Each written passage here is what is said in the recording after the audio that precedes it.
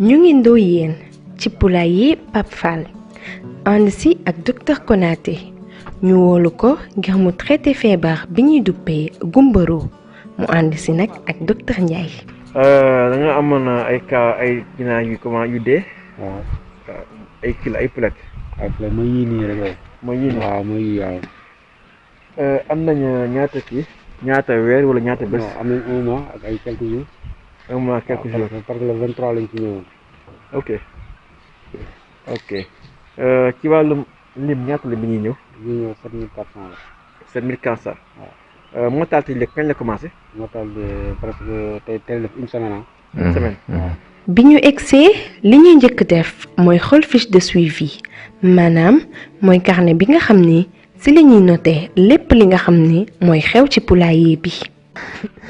li fiche de suivi la cahier bi fiche de suivi la. si la ñuy marqué lépp luy jëm si wàllu vaccination mortalité yi ñuy def bépp intervention bu jëm si bande bi rek si entrée ba ci sortie bi si lañ koy def quoi bon soo xoolee nii zone soo xoolee voilà 7428 la woon vacciné HB1 ak Mopes rappel gumboro 8 kiren seen dernière vaccination gumboro bi ñaata bouteille kiren ngeen utilisé woon 12. Ok, yéen lii mooy seen source problème alors. Quels sont les premiers constats que tu as eu à faire Bon, après, bi ma ñëwee juste dama def autopsie. Ok. ma defee autopsie. Après, vu les signes aussi que j'ai eu au niveau des du bâtiment bi. symptômes yi nga am ak autopsie bi. su ma rassemblé c'était concordant que ak âge bu ñu am et tout. que ne c'est une gumboro. gumbaro doon na maladie virale moo di jàngoro boo xam ne wàllante bi gaaw na torop. jàngoro bi li ko mën a dugal ci poulailler bi bëri na fii nag ñu ràññee si lii di échec vaccinal maanaam ñàkk bu jaarul yoon. selon âge bi ñuy demee ndox bi dafay yokku parce que li ñuy naan dafay yokku donc soo leen maralee yenn xeetu marale pare nga jox tuuti ndox yi gën a sawar ëpp doole ñoom ñooy ñëw xëccoo ko naan yeneen yi du ñu naan voilà képp ku naanul nag vacciné woo ko su feebar bi jaaree moom voilà mi ngi noonu quoi donc lii c'est des causes d'échec de vaccination pour benn erreur bu ndaw pour benn même pas 5000 francs wala 10 000 francs maximum nga perdre si ah ñaata mortalité nga am depuis voilà dafay day xaw a day xaw a kii quoi contradictoire quoi xam ne laa ko mën tuddee dafay xaw a doy waar. donc bu ñu xoolee si biir vaccination yi c'est bien que def nañu vaccination yi ñu war a def yëpp si date yi ñu ko war a def aussi mais si manière bi nañ koy defee foofu la erreur bi nekkee loolu mooy waral des fois ñu am yenn jafe-jafe yi parce que si manière bi pratiquement soo xoolee ginaar bi selon âge bi muy am quantité ndox bi muy naan dafay yokku vaccin yi c'est des vaccins bivalents donc puisque âge bi kii bi dafay yokk normalement quantité ndox bi ngay utiliser dafa war di yokk en fonction. suñu xoolee fii nii ils ont fait à 14 jours ils ont utilisé 8 bouteilles de kirène alors que bi ñu nee 19 jours ñu utiliser 10 bouteilles donc am na différence ci âge bi ndox bi ñu utiliser am na nooy maralee ginaar yi du leen doy sûrement loolu moo nekk à l'origine loolu moo tax mu am échec ci vaccination bi parce que bi ñu joxee 10 bouteilles yi ginaar yi mar nañu xeetu mar goo xam ne dañoo song yenn yi naan nañ yenn yi naanuñu. donc yi naan ils ont été vaccinés yi nga xam ne nii naanuñu nag ils n'ont pas été vaccinés. bi jàngoro bi tàmbalee lor ginaar yi docteur ñëwoon na fi ngir saytu lu waral ginaar yi di loru ginnaaw benn ayu bés mu daldi dellu si ngir xool njëriñ mi paj mi am ci ginaar yi. waaw xam nga defoon nañu déjà un traitement am na tey une semaine non léegi dañuy xool évolution bi ak traitement bi est-ce que ça a donné ou pas dugg si biir xool comportement ginaar yi parce que souvent su fekkee traitement bi ça donne rien que soo xoolee seen comportement si biir di nga xam parce que dina am ay nouveaux malades yi xam ne ni feebar nañu tëdd wala déet soo xoolee aussi dans l'ensemble l'ambiance nan la mel di nga mën a apprécier. bi nga yan élément moo la permettre nga ne lii gumboro la. waaw dañu autopsié woon bi ñu defee autopsie à l'issue de l'autopsie si lañu amoon suspicion bu forte si gumboro en plus de aussi des signes yi nga xam ne ñoom la ñu amoon si biir. waaw bi ñu fa ñëwee nag fekk nañ fi jàngoro bi ñuy wax gumboro gumboro nekk na jàngoro boo xam ne lu koy joxe doomu jàngoro bi virus parce que kii doomu jàngoro yi am na yoo xam ne virus am na yoo xam ne bactérie am na yoo xam ne c'est des parasites virus nag boo ko déggee mooy doomu jàngoro boo xam ne ci wàllum faj amul traitement donc te doomu jàngoro bi joxe gumboro dafa mën a dund ci biti donc dafa résistant mën na nekk ci fiante yi bu ko ginaar yi génnee donc maladie kii la boo xam ne doomu jàngoro bu dëgër bopp la donc te gumboro lu ñu koy mandargalee mooy lu ñuy wax une maladie immunodépressive ou bien immunosuppressive. immunodépressive maanaam jàngoro bi dafay faagaagal soldaar yi nga xam ni ñoo yor wàllum kaaraange yaram loolu nag dina jur njeexital ci ñaq yi war a ñëw.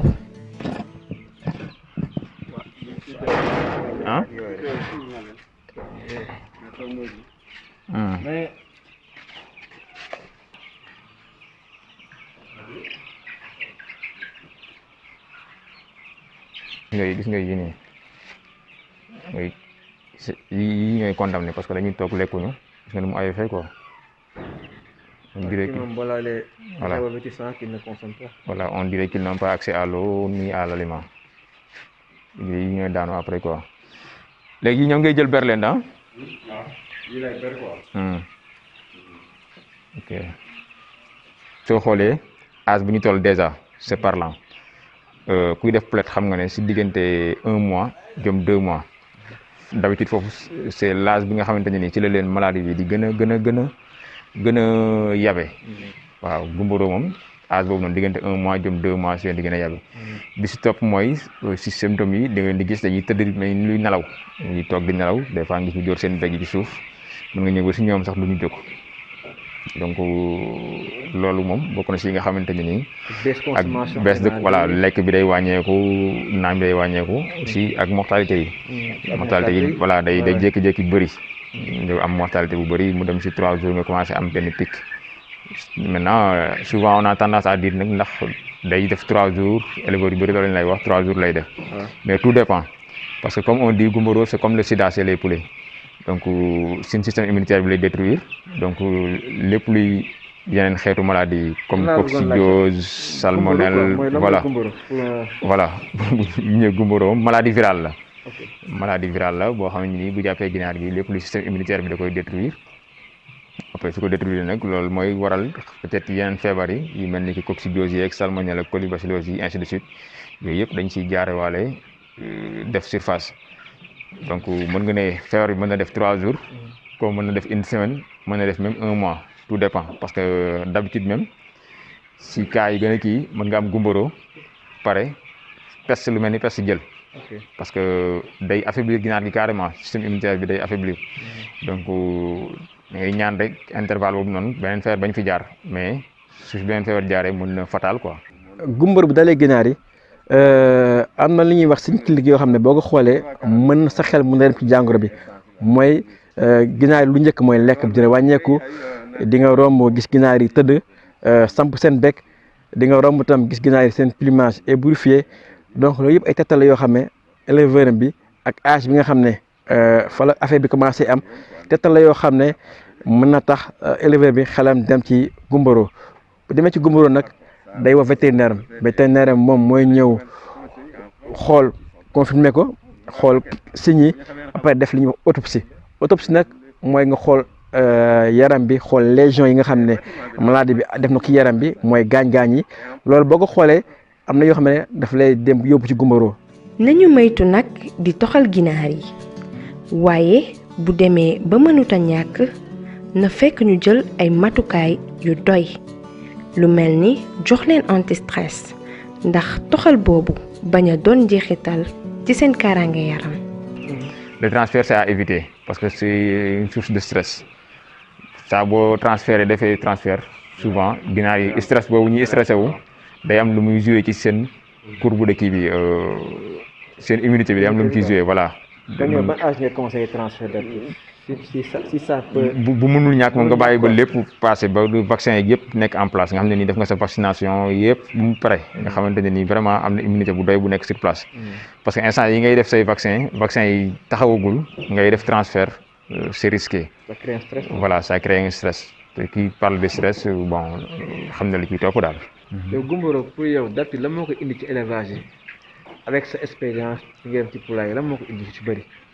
waaw Gumboro dafa bokk ci feebar yi nga xam ne nii dañoo gën a délicat déjà de un dañu gën a ñu naqari xeex parce que pratiquement si jamais nga am benn Gumboro si benn poulailler nii pour nga def benn désinfection boo xam ne di nga am à 100% nga atteindre kii moom vraiment je dirais pas que c'est pas possible mais à 99% mën naa ne mënul nekk pour nga def désinfection yoo xam ne da ngay éliminer carrément Gumboro si plat bi mënul nekk bi si topp mooy que ne les sujets bu ñuy ñëw poussins yi dafa am lu ñuy indaale seen anticorps maternel. particularité maladie Gumboro nag mooy ginaar bi buy ñëw day indaale li ñuy wax anticorps maternel boo ko déggee mooy da koy jëlee ci yaayam lañuy vacciner mu jox ko donc anticorps maternel nag yooyu nag moo koy aar ci bés yu njëkk yi donc li tax Gumboro naqaree vacciné mooy vaccination bi boo ko teelee def yaa ngi yàq anticorps maternel yi te boo ko yéexee def anticorps maternel yi jeex na donc il faut nga trouver le juste milieu ba nga xam ne fi ngay vacciner day fekk anticorps maternel yi ñuy wàññeeku na carrément nga yokk vaccin bi def vaccin comme ça immunité bi yéegaat. Gumboro day feebar boo xam ni mëneesu koo fecc waaye boo bëggee mucc ci ay loraangeem fagaru kese moo la ci mën a dimbali. Gumboro moom maladie virale la amul traitement bu spécifique boo xam ne da ngay ñëw ne lii moo koy faj nga traité ko mu wér nga jàll non donc pour nga mën ko traiter c'est un ensemble maanaam am na lu bëri loo xamante ni nii day bokk ci traitement yi parce que soo xoolee cahier bi nii fiche de suivi bi fam loo xam ne nii dala koy jàngalaale si yow nan nga war a traiter déjà yow gis nga ni ñu vacciner mais soo xoolee am na loo xam ne nii manqué na par exemple. li ñuy vacciner nii nga gis ni lan moo ci manqué. non sur la vaccination peut-être je peux dire que grawul mais si prophylaxie bi par exemple gisoo fenn fu ñu joxe un anticoccydien. ok donc c'est ce traitement donc yow da nga ko ci inclure. ok parce que bu amee coccygiose moom day yokk mortalité bi te gisoo fenn fu ñu def anticoccydien pour prévention donc amagul donc yii yëpp daf ciy joué waale te aussi comme système immunitaire bi day wàññeeku tamit mën nga def couverture d'antibiotique ba nga xamante ne nii yeneen xeetu maladie salmonelle colibacillose aussi di nga leen limiter.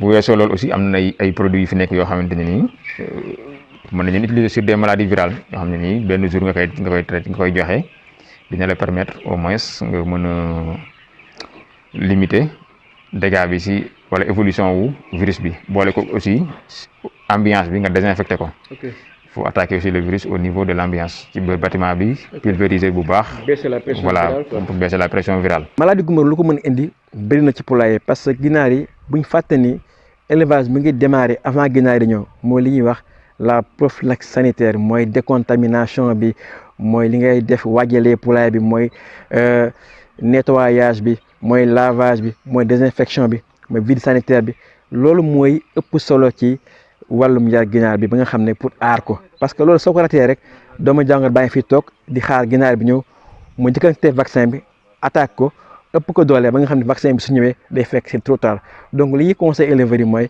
d'insister et de se focaliser sur la prophylaxie sanitaire mooy une très bonne décontamination ba nga xam ne ginaar fu mu ñëw day nekk foo xam ne bu fekk benn doomu jàngoro.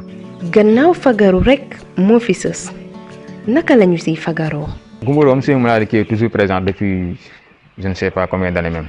moom waaw moom tout le temps mi ngi fi je peux dire que moom mooy accompagner éleveurs yi sax quoi éleveurs yëpp xam Gumboro waaw éleveur lu mu ndaw sax moom vaccin Gumboro day ñëw ne la jaay ma vaccin Gumboro waaw Gumboro moom beaucoup xam naa ne ci li ñuy fooyee xam naa ne waaw mais aussi affaire bi acte bi daf ci am solo ni ñu koy defee il faut toujours demander am na loo war a def am na temps bi nga ko war a def ak na nga koy defee donc boo ko defee te temps bi nga ko war a def jotul mën nañ di problème temps bi su dépassé aussi mën nañ di problème. temps bi moom nga wax sànq quoi. voilà anticorps maternel quoi. voilà mooy âge bi nga ko war a def. c'est important que ce soit à si temps boo xamante ni moom nga ko war a def et puis aussi ni nga koy defee.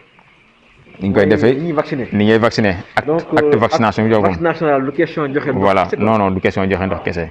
ok question joxe ndox kese parce que ndox bi ngay joxe da nga koy choisir ni ngay defee garab bi da nga koy choisir type de vaccin bi ngay jël aussi da nga koy choisir.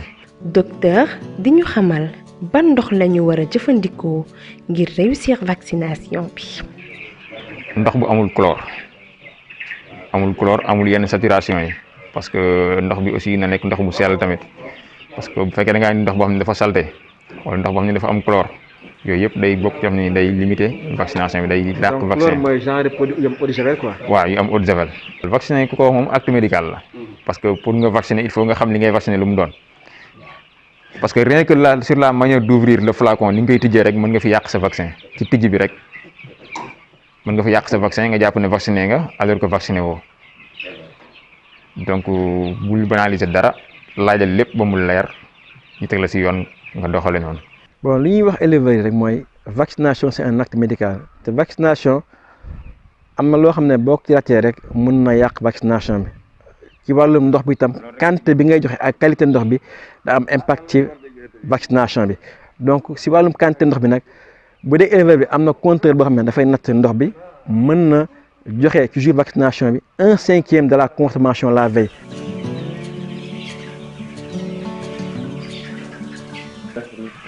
Certains pensent que ne vacciner égal doo am feebar maanaam soo vacciner waroo am feebar non demewul noonu vacciner mi ngi mel ni nga am sa benn armée nga leen di entraîner pour su amee évasion su amee ñoo xam ne dañoo jógee fa la ñëw pour dugg nga mën a jànkonte ak ñoom xeex ak ñoom ay soldats lañu voilà say soldats ngay defar taxawal leen donc tekkiwul ne nit du jógee fa la ñëw dugg.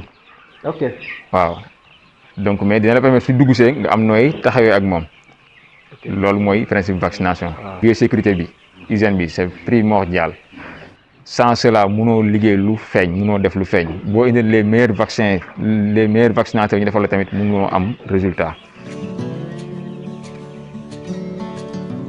ñu ngi remercier docteur Ndiaye tey ci visite bi à Ndoyène ak Grand Marcel fekk nañ fii ci poulailler bi.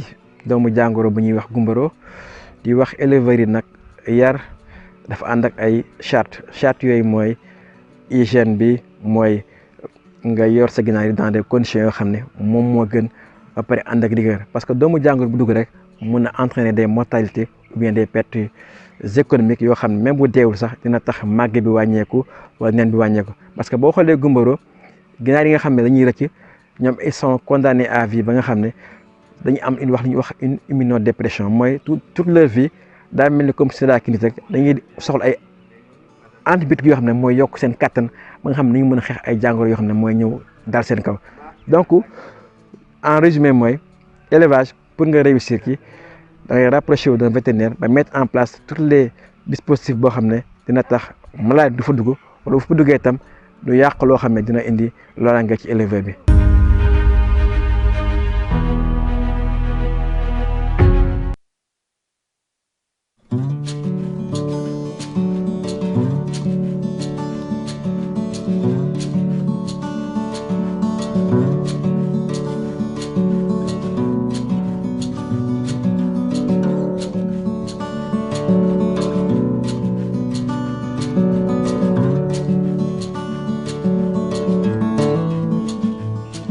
C'est des sujets qui sont âgés de 7 à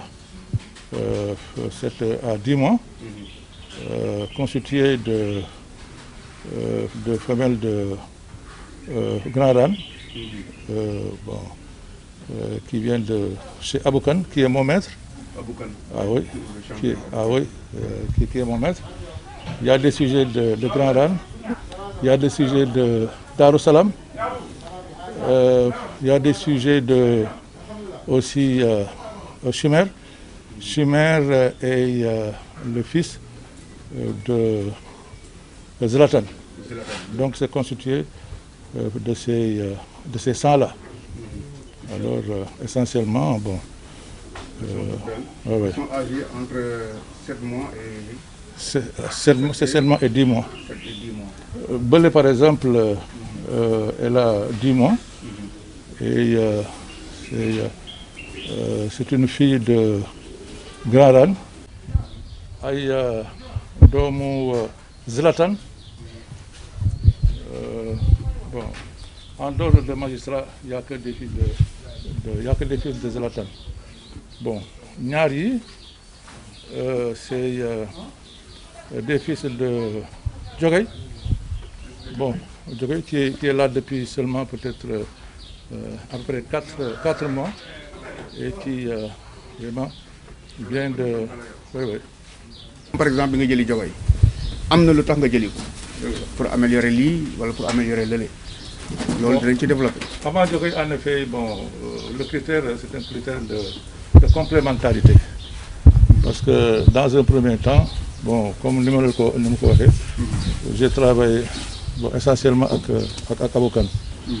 Bon, Baye Cheikh, qui avait Baye Cheikh Timan Ladano, il y avait beaucoup de qualité. Bon, Baye Cheikh, après il fallait trouver un sujet qui serait en mesure d'améliorer et de compléter les failles. Darou Salam, doomu magistrat la ak Lune moom mooy Cheikh ou Soleil.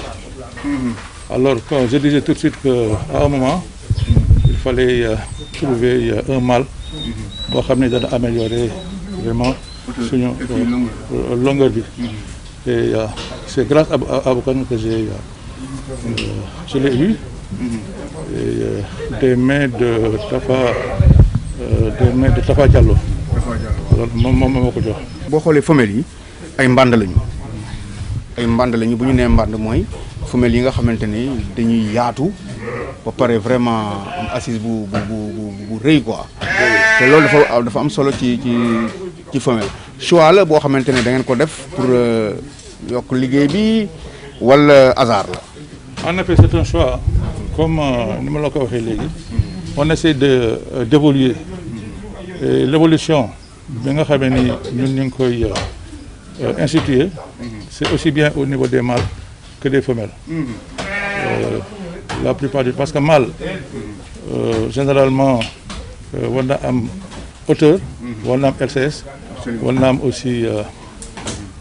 aussi poids. waaw bon. Mais aussi c'est valable, c'est un peu valable sur les femelles. mbokki téléspectateurs yi gis ngeen li nga xamante ne moom la ñu Djiby Thiaw woon ci biir kër gi ak ni nga xamante ne noonu la introduire Aboukan pour ñu terminer émission bi. tey ñu war fas yéene waxtaanee nag thème bu am solo ndax tey wax naa ko léegi ci wàllu choix maanaam ci recrutement def leen wóolu muy moom Aboukan ak Clark Khadim comme ni mu ko waxee Aboukan ndax mën naa xam fan ngeen teg seen choix bu ngeen di recruter. Voilà, donc pour répondre à cette question, les critères de sélection ci xar dafa nekk loo xam ne lu rationnel lay nekk maanaam du loo xam ne tâtonnement la parce que tey xar ñaari aspect la quoi bind bi mooy jëmmu xar bi mooy maanaam li ñu naan le phénotype ak les gènes deret bi loolu mooy génotype bi donc ñaari dañu war a dem de pair donc c'est un peu pour dire que moom Djiby dafa baax rek mais moom ci boppam il a fait son choix te choix bu rationnel bu logique la def parce que suñu remonter un peu ci historique gu bergerie bi man li ma jot a fekkee ci avènement wu Baye Cheikh la mooy juste bi mu demee woon foire Obélisque mu ñëw vraiment avec de très bons sujets mu remporter meilleur exposant ci première participation ci Saladam boobu Saladam ñu ngi koy def place de l'Obélisque tellement il avait présenté de bons sujets et c'était des choix yoo xam ne moo ko defal boppam tu vois donc par la suite après ñu ànd ci vraiment ay échange mu ma ciy déglu wóolu ma ci mu dugal Baye Cheikh doomu Djiby la donc ak la meilleure fille de Birahim tu vois donc même choix boobu aussi choix bu logique la woon parce que élevage li si jiitu mooy avoir une base de femelle. Absolument. Et la base de femelle est tellement importante que soo ko amul tu pourras pas réussir ton élevage. Donc moom mu dugal Baye Cheikh ñëw def vraiment benn liggéey bu extraordinaire apporter ko satisfaction mu am ci une très bonne base de femelle. Après Baye Cheikh je pense que après Baye Cheikh Lamine la dugal ñaa aussi nekkoon un sujet très performant mu ñëw moom aussi def son travail mu yokkuwaat ci potentiel génétique boobu capital boobu. léegi nag maa ngi taxaw ak nag un grand champion qui n'est plus à présenter dans l'élevage du Sénégal Khadim maa ngi lay bëggee bu baax a baax di la ziar di la tatagal di jox sa waxtaan di am mbégte daje ak yow fii ci bergerie JB. sant Kocc ñu ngi lay nuyu di la siyaare di la sant ak yéen ñi ngeen àndal yëpp. di siyaare l'ensemble yéen ñi ngeen nekkal ak sa liggéey di lu yàgg ci xar. ñu xam la ci.